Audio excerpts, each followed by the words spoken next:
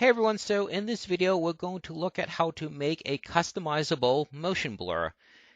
Now there is indeed a built-in motion blur tool to Anime Studio. However, I will quickly review it, but I believe that it is too limited to really be useful and it's not versatile enough. You don't have enough options and customization for it. So I'll show you how to make a more customizable motion blur. So first let's just go to that menu. So you have a layer, you click on the ellipsis, and there's actually a motion blur tab. What it does is it's simply on and off. There's a frame count, in other words, how many frames will make up the motion blur. So when you have an animation, you just have a series of still images. All the motion blur does is retain some of those previous images, and then it applies a couple effects, like do you want to skip any of them? How opaque should the first frame be, and how opaque should the last frame be? So you're creating a range of translucence, a range of transparency. And then you can also make each frame blurred. So that's it. And these tools are already existing within the system. So you don't want to run down someone else's effort, but I find this tool kind of lazy. That yes, it technically meets the criteria of motion blur, but I think that it really needs more customization. Now, I am using the consumer version. I'm using debut, so it is very possible that maybe in the pro version, maybe there are more options. I'm not using it, so I can't comment about that, but in the version that I'm using, I don't feel there's enough customization here. So we're going to take a minute to use this, and then I'll show you the alternative. So let's just cancel out of that. What we're going to do is I'm just going to draw like a fireball-ish object. It doesn't have to be really nice or anything. It's just an object to move. So what we'll do, kind of draw a fireball. Have like little trails.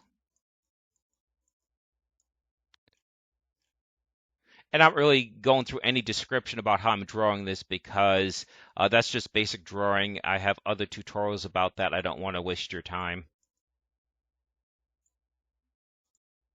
Just going to remove the points, remove the curves, turn them into points rather, and then just do a little tweaking with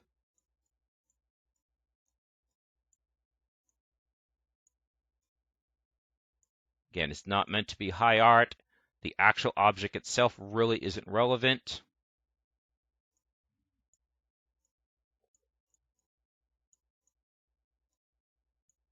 Okay. So just kind of this fireball-ish shape. Now, probably don't want a black outline, particularly since it's supposed to be fire. So we can use the line tool to get rid of the border. And then we'll just choose like a nice red. We'll paint that. And we will kind of shrink these in, and I'll explain why in a second. So what we're going to do is we're also going to animate this. So as it's moving, the trails are kind of get bigger and shorter. So let's take the layer tool, and we're going to go to the 24th frame because this will just be 24 frames, 1 second long. We'll just slide that over. So the movement of the object across the screen is accomplished by moving the layer, whereas the animating of the trails will be done by moving the actual points. So let's do like, we'll do this like in 8s. So actually we'll do 12. That way the trails come out and then go back to their original size. So we'll grab this. We'll like extend these out. So they extend out and they're going to come back. So the way we make them come back is we'll just select them. And then what we do is we're going to do copy animation. So animation, copy current frame. We'll pop that over to 24 because that's the last frame, because we want if we want this to cycle, then we want the end and the beginning to meet, although the location of the fireball won't. Okay, so what's happening here is copied to there, at least as far as the points. So they extend out and then they go back. Okay, so now we have a basic animated object. So if we apply the motion blur. So motion blur on. We'll make it frame count, say 3. Whoops, 3. Skip one frame, has to be at least 1. And we'll leave the opacity the same, and we'll leave the blur radius the same. Now what I'm going to do is I'm just going to do a preview of one image rather than rendering the whole thing. And so that's your motion blur.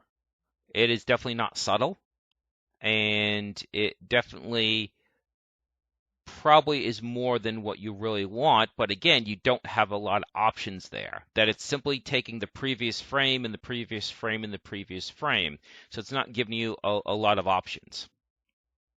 So it also does not let you do any kind of color effect. So like for instance, if you think of games like any kind of game where you have like a pyrotechnic effect, it's going to have a motion blur, but the motion blur may be of a different, it may not just be a motion blur, but might have an energy trail, and the energy trail might be a different color. Like in Mortal Kombat, someone does like a slide attack. Well, what's behind them might be black. It might be like a shadow, or maybe it's green. It's not necessarily just a translucent version of this. So you're not doing any kind of color blending. You're just taking this and making it translucent. So say you want to change the color for those effects because you're trying to come up with some pyrotechnic effect. So since this is a fireball, maybe you want it to have more kind of like a trail of like yellow and orange behind it. So what do? We get rid of this. So we get rid of the motion blur. And now we'll show you how we're going to do our version of this. So what you're going to do is you're going to actually copy the layer. So this is layer 1. We're just going to click on the duplicate layer and then make sure these subsequent layers are underneath this layer. Okay, you want this layer to be on top. You want the motion path to be underneath it. And all you're going to do, well, there's two main things. One, in order for, we'll shut off the top one. In order for this to be behind this, it needs to be moving slower. So the way you make it move slower is by having it take more frames to get there. So already this is giving you more customization because I could make it move a lot slower, only slightly slower. So make sure you're on the proper trail, and then you just move that out one frame. You can also move out that animation one frame as well if you want. And already you can see this frame is here. Okay. So what are we going to do now? Well, we have a solid image. We don't want that. So we are going to indeed go to the layer settings, but we're going to come over here. We're going to click on Colorize layer. We're going to click on color, and this layer we're going to make like an orange color. And when trying to choose a color, keep in mind we're going to make it translucent, so you might actually need a slightly darker color than what you think to make it look right. And by default, it gives us like a 50% translucence, so we'll go with that. We'll click on OK. OK. And now it's really just rinse and repeat. We duplicate that layer, make sure it's on the bottom. Again, move that out one frame. Move that out one frame. And then you can see you got 3 frames now.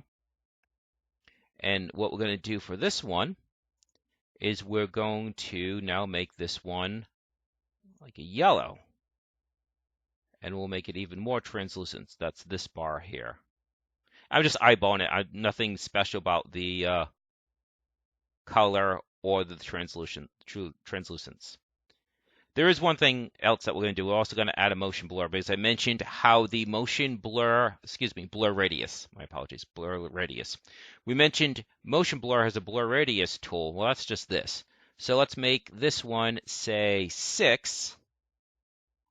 And do, okay, we'll click on this one. And this one will be a blur radius made to be 4. So there's an example of additional control. Because for the motion blur tool, you have to say what the blur radius is for every frame. So in other words, all frames will have this one blur radius. By creating these individual layers, you can actually add a separate blur radius for each one. So I went 6 for that one and 4 for that one. Again, just kind of randomly choose, not randomly, but I'm just kind of vaguely choosing numbers. Obviously, if you're getting a specific effect, there might be more care you have to take with the math. I'm just trying to demonstrate a pattern. So hopefully it's becoming evident that you're just duplicating the layer, you're making it travel slower, you're adding a blur radius, you're adding translucence, and if you want, you're adding a color. So you might not do the color part. If you're looking just for a motion trail, a motion blur, you might just keep the same color. Or maybe you want to make them all the same color. Maybe you want to make them all kind of like a grayish color. Okay. So we're going to have this travel out just 24. And then we're almost done. We'll just export this. So File, Export Animation. I'm going to hit OK, but I'm going to split the video so you don't have to watch it render, although it should render pretty quickly. And it rendered. Okay, so let's just kind of back this up a few steps. And right there, it's on a white-ish background, so it's a little hard to see. But you can definitely see you've got this orange blur, and then you've got this yellow blur. That is absolutely not something you can do with the built-in effect that we're looking at. You simply can't. It doesn't give you that layer color control. And we'll just run this. So we'll set this to repeat, make it full screen. So again, because of the light color background, we can put a darker background there, but I think it's evident what we're doing here. So again, it's a simplistic image, so it may not look that impressive, and there's not a lot of animation going on. But if you're trying to add a blur effect, this is one way to do it. And again, it might not seem like much, but a lot of times the overall visual effect that you have when you're doing something, it's a combination of a lot of little effects that sometimes if you can actually see distinctly an effect, then it's probably too distinct. That a lot of times it's the subtlety, the thing that you may not be able to identify while you're watching, but somewhere in your brain it clicks that it looks right. Okay, so I think that's about it for this. Again, not anything that complex, just wanted to demonstrate how you can do like a customizable motion blur.